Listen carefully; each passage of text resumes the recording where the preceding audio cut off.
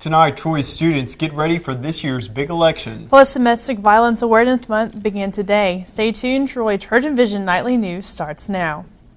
From the high-definition digital production center on the Troy campus, with news from Troy University locations around the world, this is Troy TrojanVision Nightly News. Hello and welcome to Troy TrojanVision Nightly News for October 1st, 2012. I'm Judson Garner. And I'm Bailey Majors. Thank you for joining us this evening. Troy University's African American Alliance was trying to get students ready for this year's presidential election. AAA had an information table set up in the Trojan Center today to give students information about this year's election. The group wanted to try to answer any questions a student had about the process, from registering to vote all the way to how they can cast their vote in November. Through AAA, we're going a voter registration / informational. That means you can come to us and ask us any question about the parties that you want to know, trying to make sure that people are registered to vote so that they can get out there and have an impact on the election. AAA will be in the Trojan Center through Thursday from 10 a.m. to 1 p.m. and invites any students with questions about the election to visit their table.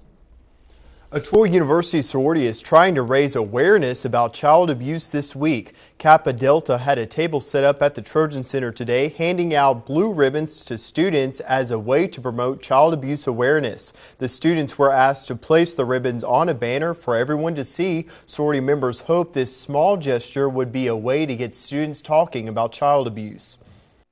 This is something that's occurring not across the nation, but in our Troy community. And actually, Banks, Alabama is that's actually really close to Troy, Alabama, is the #1 most reports for child abuse in the state.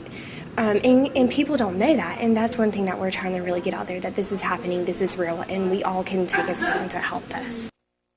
Kappa Delta will have a child abuse awareness table set up for the next few days outside the Trojan Center.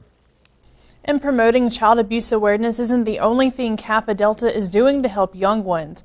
Katie is holding a teddy bear drive this week in the Trojan Center. The sorority is asking people to donate teddy bears so they can give them to the Troy Police Department. The teddy bears are used by police to give to children who have been traumatized, usually through abuse or an accident. The sisters will be delivering the bears collected by Troy Police Department on Wednesday.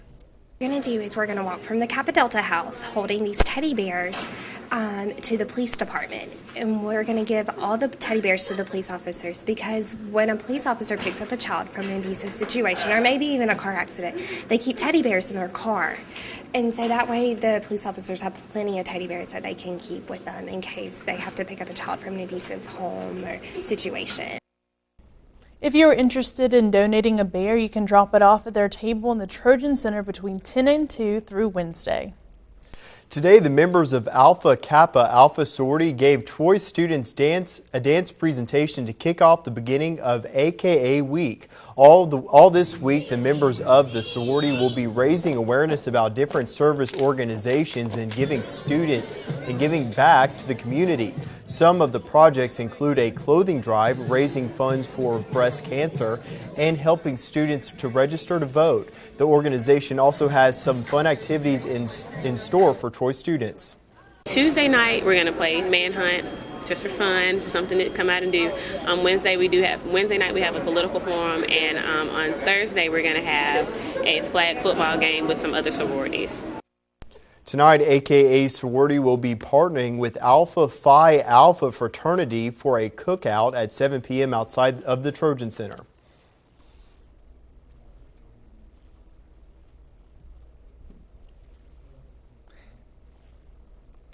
And now taking a look at news from around the state. In Montgomery, a national organization says Alabama Power's agreement to purchase wind-generated power put it among the leading utilities in the southeast to pursue the renewable source. Alabama Power says the approval from the State Public Service Commission to purchase up to 404 megawatts of electricity from 2 wind projects in Oklahoma and Kansas.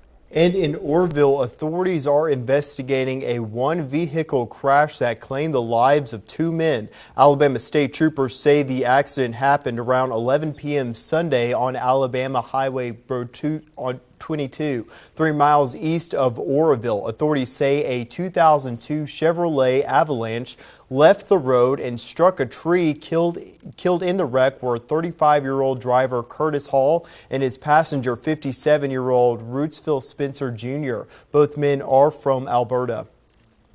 In Opelika, lawyers from 3 former Auburn University football players awaiting trial for robbery charges say their trial dates will be delayed and wait for test results and other evidence. Dakota Mosley and former teammates Michael McNeil and Sean Kitchens were most recently scheduled for trial during the criminal term scheduled to begin today. And still to come on TrojanVision Nightly News, the football team started a win streak on Saturday in Mobile. Danielle Percival will have a look back at the South Alabama game when she joins us with sports. But first, President Obama and Mitt Romney prepare for their first televised debate. We'll have that story and more after the break. President Obama, Mitt Romney, and their supporters gear up for Wednesday's debate here in Denver. I'm Danielle Nottingham. I'll have the story coming up. When you're finished with your food or beverage cartons, toss it in the recycling bin. Because every carton is recyclable and can be turned into useful paper products. Put your carton in the bin with your other recyclables and let them start a new life. When the contents are gone, let the carton live on. Recycle your cartons. Over the course of time, Troy has consistently turned out quality graduates. We're trying to develop future leaders. If it had not been for Troy University, I would have never had the honor of being the Alabama Teacher of the Year. We want to educate the mind to think, the heart to feel, the body to act. And we do that within the framework of one real university. Troy University, in class, online, within reach. Troy.edu. More than 11,000 people packed a high school in Las Vegas Sunday night to listen to President Obama. For a look at what's happening across the nation and around the world, we'll go to Judson Garner at the Global News Desk. Judson. Thanks, Bailey. President Obama holds a 51 to 44% lead among likely voters in swing states, according to a new Washington Post poll released this morning. One state in question, Nevada, where President Obama arrived Sunday night, where he will hunker down for a couple of days prepping for Wednesday's debate. Susan McGinnis is in Washington with more. More than 11,000 people packed a high school in Las Vegas Sunday night to listen to President Obama. We'll win Nevada again. We'll win this election again. It was the president's last scheduled appearance before the first presidential debate on Wednesday. Governor Romney, he's a good debater. I'm just okay. Governor, are you ready? Romney fit in another rehearsal after church in Boston on Sunday. He's been practicing since June. His running mate Paul Ryan says this will not be a defining moment. I don't think one event is going to make or break this campaign. But apparently not everyone got the memo to downplay expectations. Thursday morning, you're all going to be scratching your heads and saying, wow, we have a barn burner now for the next 33 days. Wednesday's debate will center on domestic issues, including the economy. But right now, Romney is focused on foreign policy and has been slamming the president over his handling of events in the Middle East. In an op-ed in this morning's Wall Street Journal, Romney said the president has shown weakness in the Middle East. He says President Obama has heightened the prospect of conflict and instability. He does not understand that an American policy that lacks resolve can provoke aggression and encourage disorder. White House aides say the president is looking forward to debating foreign policy with Mitt Romney. This president promised a few things in 2008. He'd end the Iraq War. He did. He would take the fight to al-Qaeda and degrade them. He has. Romney is said to be planning a major foreign policy speech to deliver in the next few weeks. Susan McGinnis, CBS News, Washington. A suicide bomber killed several soldiers in an attack this morning in eastern Afghanistan. The deaths come after a deadly weekend for U.S. forces in the Afghan capital. Monica Villamizar reports from London. The bomber wore an Afghan police uniform and drove a motorcycle packed with explosives. He rammed into a group of NATO soldiers, killing at least 14 people. The troops had just left their vehicle to walk through a local market. A young Afghan boy is among several others hurt in the blast in eastern Afghanistan. The Taliban claims it's behind the attack in the city of Khost, where U.S. forces have a strong presence. Just 1 day ago, 2 U.S. soldiers died in a gunfight with Afghan troops near Kabul. Yes, we are facing challenges, but we will deal with them. And we will continue to put our strategy into effect. American forces are now checking the Afghan police and soldiers they work with more closely. They're aiming to build trust to stop insider attacks. More than 50 NATO troops were killed this year when Afghan soldiers turned their guns against them. Monica Villamizar, CBS News. Today marks a milestone in the civil rights movement. Half a century ago, James Meredith confronted racism head-on as the first African-American student at Ole Miss. The campus is marking the day with an anniversary celebration, but as Randall Pinkston reports from Oxford, Mississippi, Meredith himself remains a reluctant hero. Students gathered in tribute on the campus where James Meredith made history. I know I wouldn't be here if it wasn't for him. I'm proud to attend this school. 50 years ago, Meredith was the first African-American student to attend the University of Mississippi. His struggle became a flashpoint in the civil rights movement. I, Ross R. Barnett. A defiant Governor Ross Barnett repeatedly blocked him from enrolling, and angry mobs rioted in the streets. But on October 1st, 1962, Meredith attended his first classes at Ole Miss. Today, he remains a reluctant hero. For 50 years, people have been thanking me, congratulating me. It wasn't James Meredith, it was God all the time. After Meredith, Mississippi gradually desegregated all of its universities, colleges, and public schools. One of the participants in that evolution was Governor Ross Barnett's daughter. I taught American history. Ouida Barnett Atkins taught for 11 years in a predominantly black high school in Jackson. She's not sure what her father would have thought. He always believed in segregation. Did you believe that too? I grew up believing that, but I changed my mind. Meredith graduated from Ole Miss and went to law school, leaving behind a changed campus. Where injustice identified us in the past, we want to be sure that opportunity and justice identify this university in the future. Today, a quarter of the student body here is minority, including this year's homecoming queen. Randall Pinkston, CBS News, Oxford, Mississippi.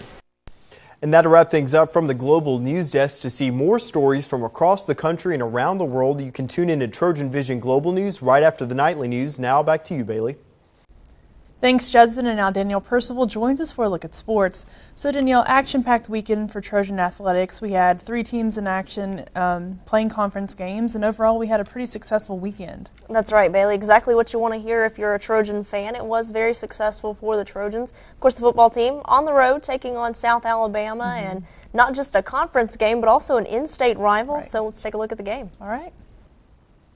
This weekend was South Alabama's first Sun Belt Conference game. Last weekend, the Jaguars lost to Mississippi State 30-10 in Starkville, but this weekend, the Trojans were able to do one better.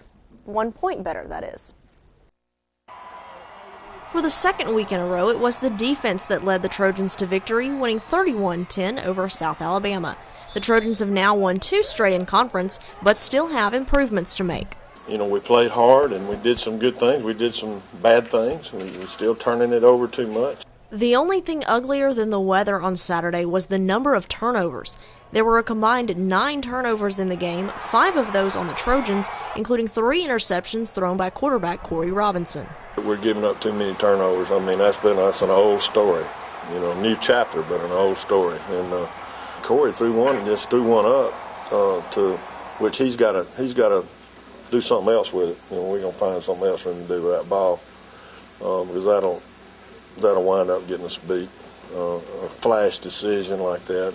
The defense allowed only 252 offensive yards by the Jaguars, including just 59 passing yards. The only problem, they were on the field often after the offense turned the ball over. Well, our job is to stop people, so no matter how many times we have to get on the field, we have to do what we have to do. We out there to be the defense, they the offense. If they turn over, we have to have their back. We're a team. If we lose and they lose, we all lose. We lose as a team. And I'm proud of the defense for what they do coming and playing the game when the offense maybe gives them bad field position. It was a rainy day in Mobile Saturday, but that isn't always a bad thing, according to Davis. It favors us because if they catch the ball and we come and we hit them hard, the ball going to be slippery and it's going to come out. As you can see, it was a lot of farmers calls today, and I think the weather took a big part in that. And I love it when it rains. It doesn't mean harder hits and more balls not loose. The Trojans now have some time off before getting back into conference action against Western Kentucky at home Thursday night, October 11th.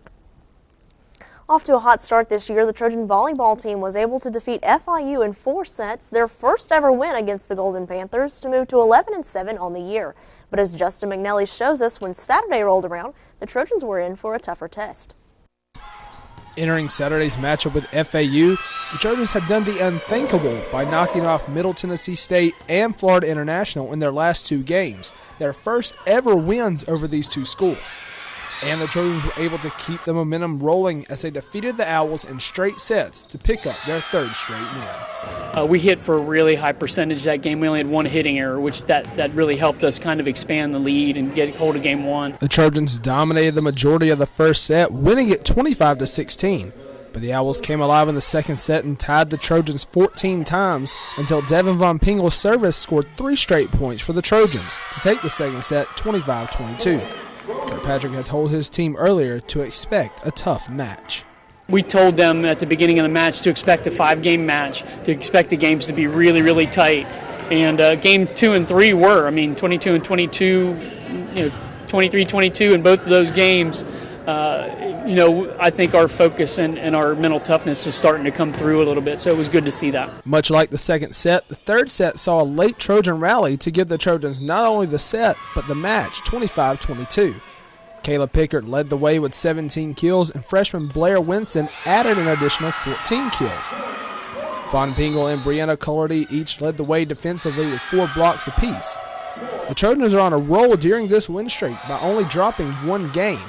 But moving forward through the season, the Trojans are going to need some help. Confidence is a good thing. I think we're fairly confident right now. We're playing well in spots. We were very focused today to get our job done and finish things off, and we had to earn every point. Justin McNelly, Troy, TrojanVision Sports. The Trojans will try to notch their 4th straight win as they travel to Arkansas on Friday to take on the Arkansas State Red Wolves. The Trojans soccer team continues to fall more and more behind in conference play as their trip to North Texas was not the outcome they wanted.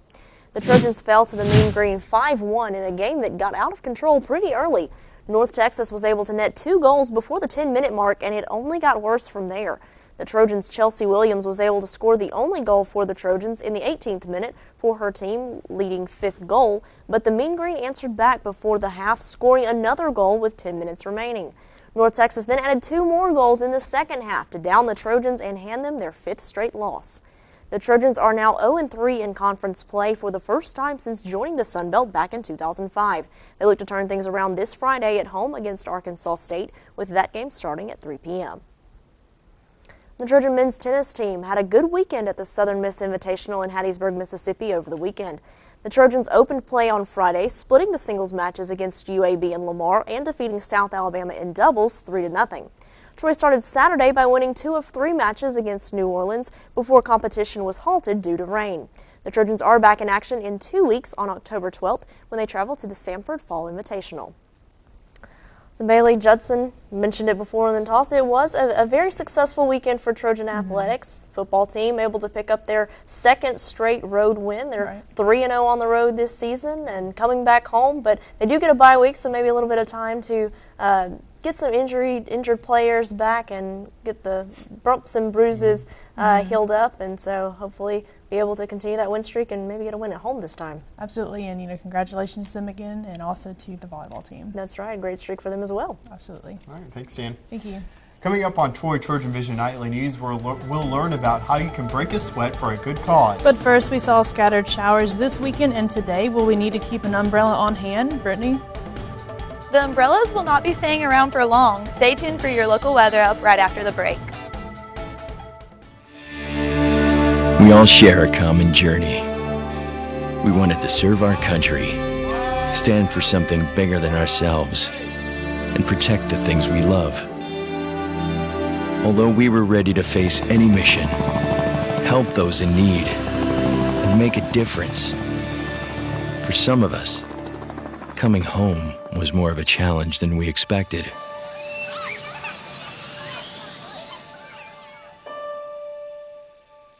In the service, we had each other's backs.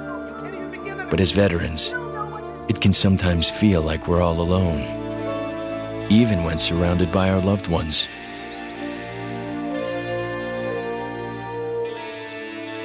At the Veterans Crisis Line, we understand what you're going through, and we can help. It's your call.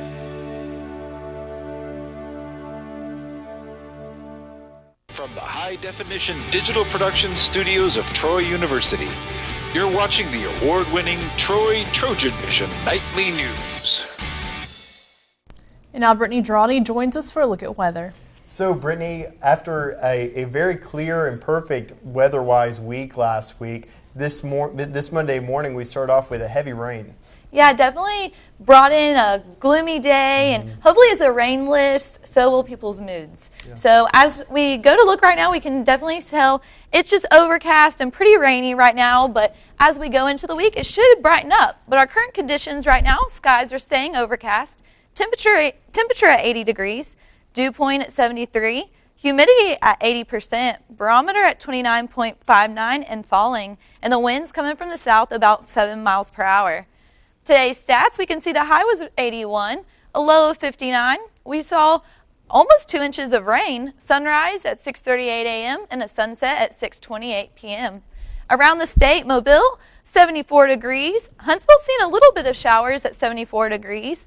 Birmingham, 82. Montgomery at 86, just seeing a little bit of sunshine. Troy at 80 and overcast. Phoenix City, 74 and overcast. And Dothan at 76, seeing a few showers coming through there. Current temperatures, we can see Florida, Orlando's only at 81. Albany, cooler at 77. Atlanta, very cool at 73. Going across, we can definitely see the 60s are coming back, even 60s into Louisiana or Mississippi. Alabama, we're seeing 80s, definitely a big difference sitting right there. Current surface, we can see a couple of high pressures, a low front here, and this system right here, this low front, definitely is what's bringing that rain straight across Alabama as we go through the day. Same thing as we look closer, we can definitely see the end of this rain definitely going to the east of Alabama, which it will be moving on out of the way, hopefully. Next 48 hours, we can definitely see Alabama, we're only going to be seeing maybe a 1/4 inch of rain, which is definitely a good thing after today.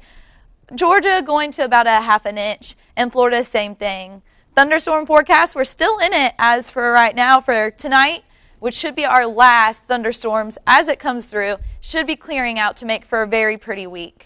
Tuesday, as we can see, it goes on and moves on towards the East Coast. Same thing on Wednesday as it goes on out. And Florida, going to be seeing it Thursday, but for us, hopefully we'll be staying clear as we go into Friday and seeing another beautiful work week. Tonight's forecast, early scattered thunderstorms, a few chance of some of them being severe, 60% chance of that rain coming through. Winds from the southwest about 8 miles per hour and a low of 59. As we go into tomorrow's forecast, we can see mostly sunny. The sun's definitely going to be coming back out. It will be very nice. And 10% chance of rain, which and a high UV index is jumping back up there as the sun comes back out. Winds coming from the west to southwest about 10 miles per hour and looking at a high of 77, which is going to be cooler than what we've been experiencing. But it'll be nice. The sun will be back out and the rain hopefully will be moving off towards the east and we won't have to be worrying about the umbrellas or the rain jackets. As we go into our 4-day forecast, we can see Tuesday is going to be partly sunny with a high of 77 and a low of 54. Wednesday, a high of 84, warming back up with a low of 58. Still cooling off at the night though. Thursday, partly cloudy with a high of 87 and a low of 61. And Friday, going to be partly cloudy with a high of 88 as well. So Judson, as we go into the week, it's going to actually be a very few next days are going to be very pretty. It's going to be the sun's coming back out, going to be partly cloudy, and it's going to keep cooler. But as we go into the end of the week, it's going to warm back up into the 80s, almost to 90 on Thursday. So it'll definitely warm back up and be a beautiful week. Well, thanks a lot for your forecast, Brittany.